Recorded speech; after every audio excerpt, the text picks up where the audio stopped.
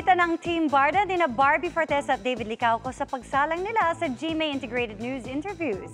Ang dalawa shinare din kung paano mas nakatulong sa kanilang projects ang kakaibang closeness nila ngayon. Yan ang chika ni Nelson Canlas. Naglalayag muli ang Barda. Non-stop kulitan sina Barbie Fortesa at David Licauco sa muling pag-upo nila together sa GMA Integrated News interviews. Ibang-iba na raw ang closeness nila mula ng unang beses silang nagkatrabaho.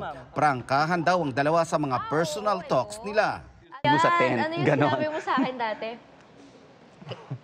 Ang ganda na lang ngipin mo ngayon, ibang-iba ng Heartful Cafe. Ang ganda na lang ngipin mo ngayon, grabe ng Heartful Cafe. Uy, wala akong sinabing grabe ng Heartful Cafe. Sabi ko ba? Sinabi mo, ibang-iba ng Heartful Cafe, sabi niya. Pero ano niya yun? Sige na lang talaga siya. Yun, gano'n siya makipag-usap sa akin. So, ibig sabihin, like ka nakatingin sa lips ko kasi napapansin mo yung ngipin ko. Yeah. Wait, yun ba yung pinakamagandang part ni Barbie? Ngayon, kasi nung Heartful Cafe, hindi pa, no? Joke. Si David, ayaw niya aminin, pero maano siya, caring. Caring Is that siya. so? Pero ayaw niya yung nakikita ng mga tao. Ang galing mo, ha? Tama ba ako? See? Paano mo alam? Kasi nung may sakit ako sa Cebu, nalagaan mo ko, di ba? Natutulog ako sa lounge, pagising ko, may tubig na ako. Totoo ba? May ganun ka side? Pero sa mall show, hindi niya ako inaano. Pero tansyahan lang daw para walang pikunan. Feeling ko si Barbie titinan niya na baka busy ako, baka iniisip niya na baka may ginagawa siya, hindi ko na siya usapin. O kaya, di ba? O kaya baka wala ako sa mood makipag-usap dahil nga may sleep apnea ako. So titinan niya eh. So kapag nakita niya, pag kinausap ko na siya, that's the time na okay pala siya. Ang mga kilig moments na ito mapapanood at masasalamin daw sa kanilang upcoming movie na That Kind of Love na mapapanood na sa July 10. Marami raw kasing similarity ang dalawa sa kanilang roles sa movie.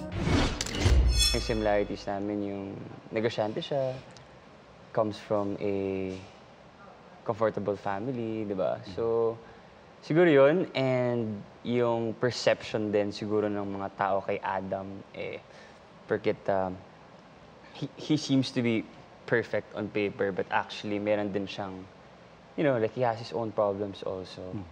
So I think ganun din ako. You know, I'm a emotional person. Sensitive. Diba? Yeah, sa mga ganun bagay. Totoo ba? Oo, I easily cry. Alam mo ba to, Barbie? Na sensitive Sensitive siya? Hindi ko masyado napakita yung mga ganun bagay sa work. Hindi naman. Pero yung mic mo nakikita ko na. Bukod sa kanilang movie, naghahanda na rin ang Barda sa nalalapit na pagpapalabas ng Pulang Araw. Ang kanilang pagiging open sa isa't isa, nagagamit daw nila sa mga matitinding eksena sa upcoming historical drama series. In terms of yung mga eksena na hindi kami komportable gawin, ganyan. Pero like, kunyari, pag yung mga kissing scene, ganyan, talagang pinag-uusapan namin para alam namin yung mangyayari sa eksena. Pinag-uusapan namin kung ano yung okay lang ba na gawin ko to. Hindi, pinag-uusapan pala natin siya after. Like, di ba sa plane, pinag-uusapan natin. Pero nagawa na natin, hindi tayo sa set talaga nag-uusap. Pero yesterday, di ba, I asked you if, okay lang ba? If, ano? Ganun. Basta yun. Nelson Canlas, updated sa Showbiz Happenings. Unbothered primetime queen si Marian Rivera kahit puro putik, mga pasa at sugat ang kanyang look sa pagbibidahang Cinemalaya film na Balota. Ang kanyang mga sinuong para daw mabigyang hustisya ang kanyang role, ichichika ni Aubrey Carampel. Lalong sumikat sa pagiging madungis na si Marimar noong 2007. Alam mo, Pulgoso, gusto ko na makita ang papa. Bago naging glamorosang si Belia Aldama. Ngayon, higit pa sa putik ang bumalot kay Marian Rivera sa latest niyang role, kung saan tad-tad din siya ng pasa at sugat. Silip ito sa kanyang look para sa pelikulang Balota, kung saan napasabak siya sa mga stunt. Katunayan, sa mismong shoot ay totoong pasa at sugat ang tinamo niya para bigyang hustisya ang role ng isang gurong bantay sa eleksyon. Sa kabila niyan, na-enjoy ni Marian ang first time na pagbida sa isang Cinemalaya entry na isa sa kanyang bucket list. Wala akong bukang bibig nung ginagawa ko siya kay Dong. Ito yata yung pelikula na hindi ko inisip yung itsura ko kasi ito yung first time kong gampanan na no makeup. May mga wordings na ginagamit ko dito na hindi ko nagagamit sa mga real life, pati sa, alam mo yun, sa mga soap opera. Proud din siya sa kwentong isinulat at binuhay sa screen ng direksyon ni Kip Oy Banda at produced by GMA Pictures and GMA Entertainment Group. Ito yung sinasabi ko, ang sarap gumawa ng pelikula na at the end of the movie, may matututunan ka. Ipalalabas ito sa 2024 Cinemalaya Independent Film Festival sa August na birthday month ni Marian. Ang wish niya ay makapag-iwan ito ng mahalagang aral at inspirasyon sa mga makakapanood. Ito yung sinasabi natin na sa bawat Pilipino, mahalaga kung sinong gusto mo para sa future mo, ng pamilya mo, lalo ng mga anak mo. Aubrey Carampel, updated sa showbiz happenings. Naghain ng counter affidavit ang kampo ni OG Diaz sa reklamong online libel na inihain ni Bea Alonzo noong Mayo. Makichika kay Lars Santiago. Pa po kayo na nabasa at naiintindihan nyo itong counter affidavit nyo?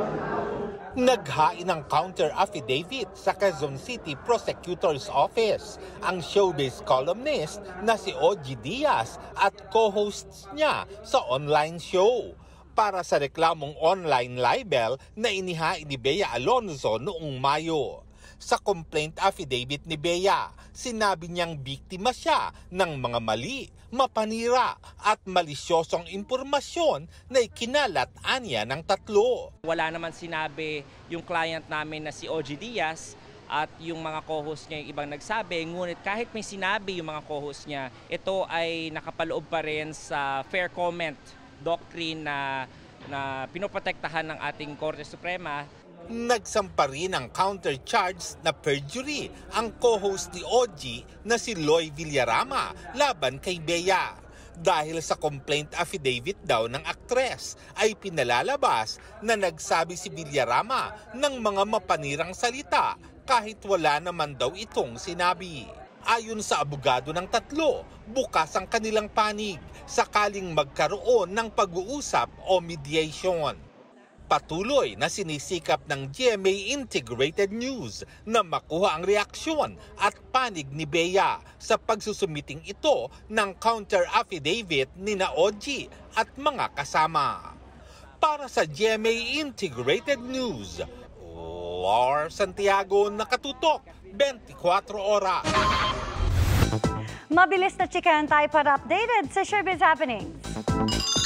ARMY, another surprise is coming your way dahil may bagong solo album ang BTS member na si Jimin.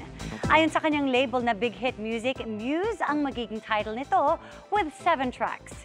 I-release ito this July. Blackpink Rosé found her new home matapos siyang mag-sign ng contract with the Black label para sa kanyang solo projects. Congrats, Rosé!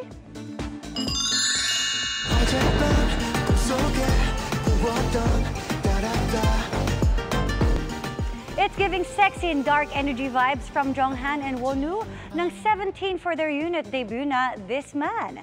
Sa kanilang music video na last night, very powerful din ang dating ng dalawa na kiniligan naman ng Carrots.